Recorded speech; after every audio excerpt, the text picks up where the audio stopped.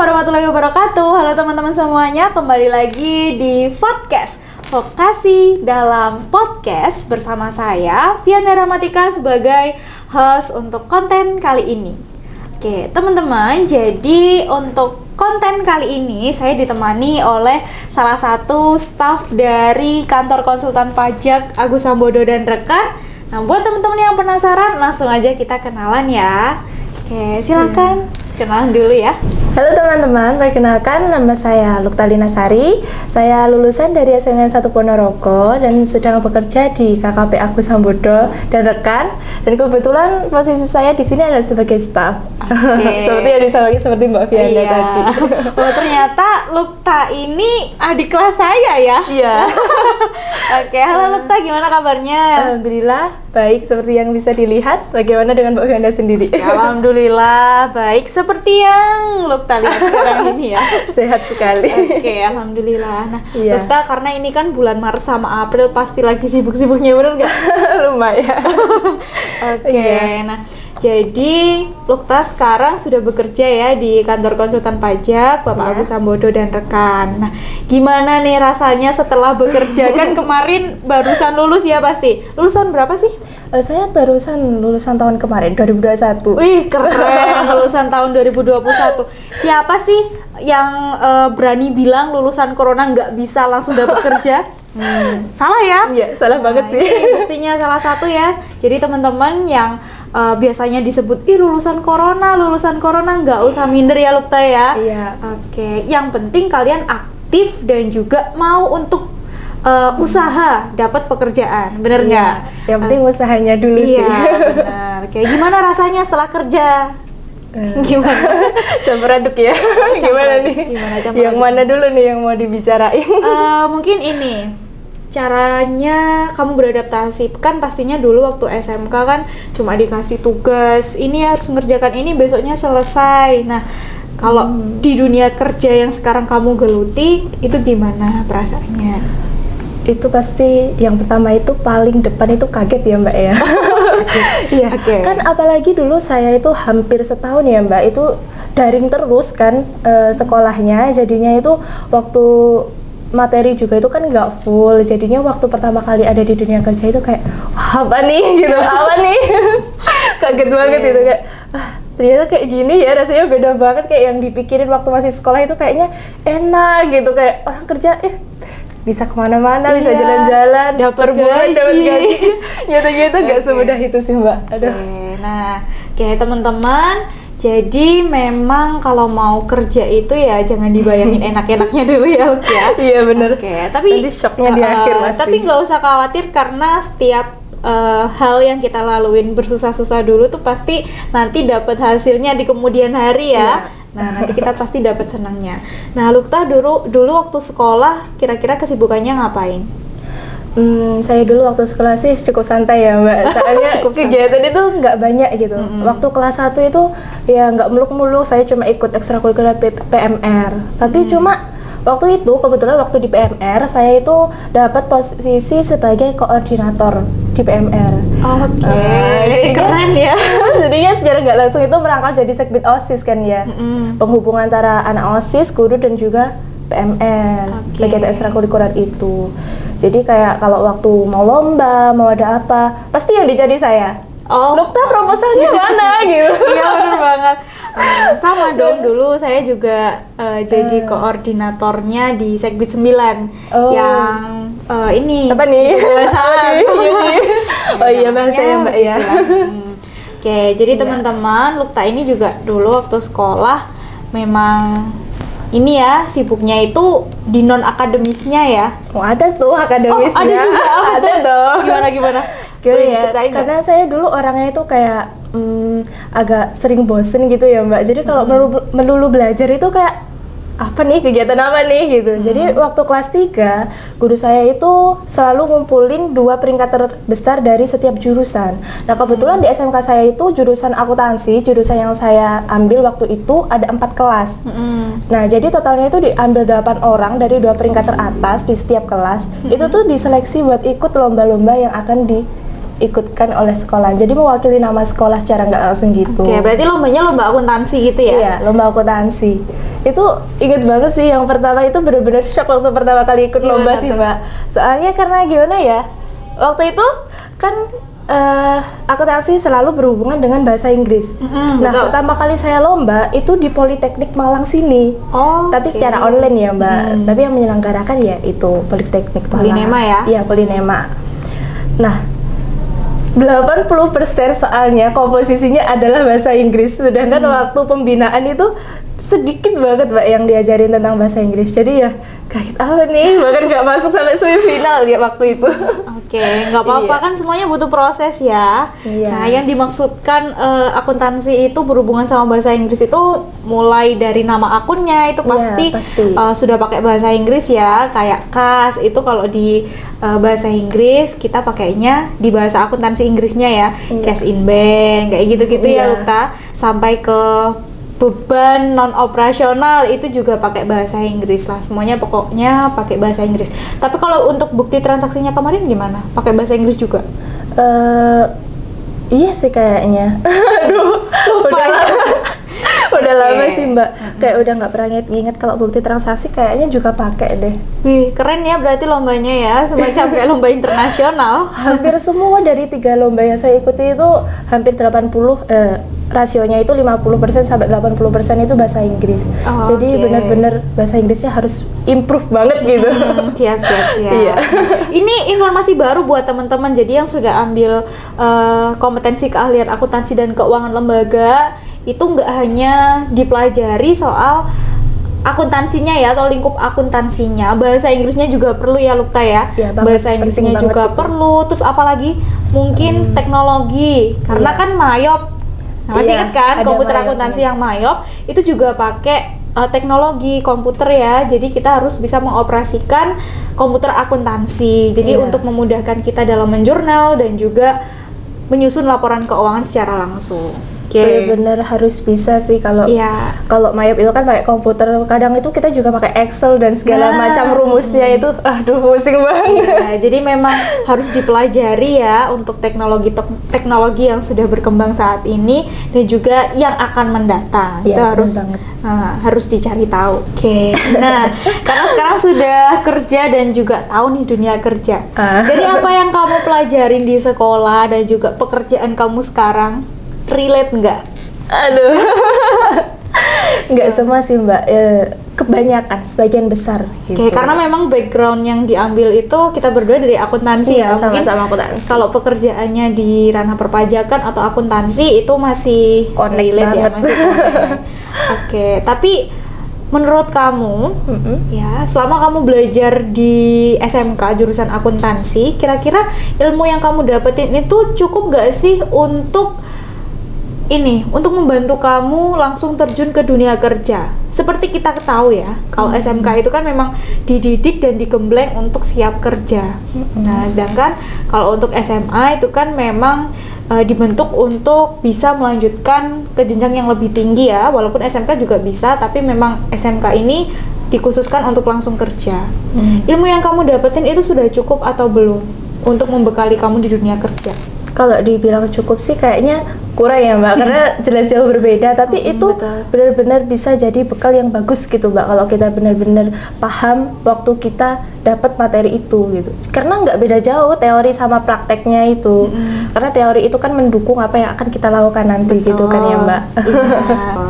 Oke. Lukta, ini saya kepo banget karena sudah jadi staf dari kantor konsultan pajaknya Bapak Agus Sambodo. Kira-kira dulu kamu tahu informasinya tuh dari mana? Kan pasti banyak teman-teman yang kepo. Gimana caranya bisa langsung kerja setelah kamu lulus SMK dan kerjanya itu ya benar-benar linear ya di sini Iya, ya. benar-benar langsung segaris sama Ya, jurusannya benar. gitu ya. Gimana bisa diceritain nggak dulu? Awalnya itu guru saya namanya Bu Sujati itu Suji. Halo Bu Suji. Itu ngirim brosur itu loh, Mbak. Brosur rekrutmen itu ke grup alumni SMK N1 Ponorogo tahun angkatan saya. Awalnya itu saya kayak belum pengen kerja deh gitu, kayaknya sulit, apalagi saya lulusan SMK, bisa apa sih gitu. Minder dulu gitu ya? Iya, bisa apa sih gitu. Ternyata kan mau istirahat dulu di rumah, tambah-tambah pengalamannya itu dengan belajar bahasa Inggris itu. Tapi kok teman saya ada yang ngechat saya gitu, iseng kayaknya. Lukta yuk daftar ke sini, kan rumahmu deket sana gitu, nanti aku ikut ke sana gitu. Akhirnya entah kenapa ya waktu itu, jadi ya udah ayo coba aja dulu. Nah, belum tahu kan kalau belum dicoba gitu. Nah, akhirnya saya daftar, terus ternyata ada tesnya nih Kak. Oh, ada serangkaian tes ya? Iya. Ada tes tulisnya, tapi itu waktu itu daring. Jadi lewat Zoom gitu. Oh iya, karena memang COVID-nya masih ini ya. Masih tinggi. Nah, setelah itu ternyata saya lolos nih ke babak selanjutnya. Kayak seneng banget. Wah, apa nih gitu. Padahal kayaknya ilmu akuntansi saya cuma standar aja gitu, nggak yang bagus-bagus banget gitu. Terus akhirnya ya datang ke sini buat wawancara, ketemu sama banyak orang kayak Mbak Azizah, supervisornya, Mbak Dewi juga. Setelah diwawancara itu pulang, besoknya dapat kabar ternyata keterima di sini. Alhamdulillah. Oke. Itu kayak nggak nyangka, shock gitu. Kok bisa sih gitu. Iya. Nah, Lukta, karena kita sudah ngobrol banyak ya, pasti seru. Aduh, panas nih Mbak. Kita minum dulu ya. Oh iya. Silakan.